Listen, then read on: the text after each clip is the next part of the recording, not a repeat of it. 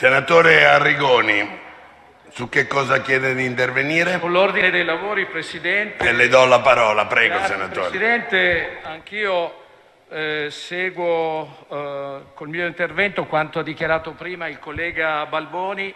Riteniamo anche noi, il gruppo della Lega, Salvini Premier, Staz, assurdo, paradossale che si debba continuare in questa fase delle interrogazioni quando c'è il governo che sta vacillando e soprattutto quando il Ministro dell'Agricoltura, che avrebbe dovuto essere presente oggi a rispondere a queste interrogazioni, ha dato ieri le dimissioni. Quindi anch'io, a nome del gruppo che voglio rappresentare, ho l'onore di rappresentare, chiedo la sospensione dell'Aula e quindi chiedo a lei, Presidente, di sollecitare la risposta che lei ha chiesto al Presidente Casellati. Grazie, Presidente.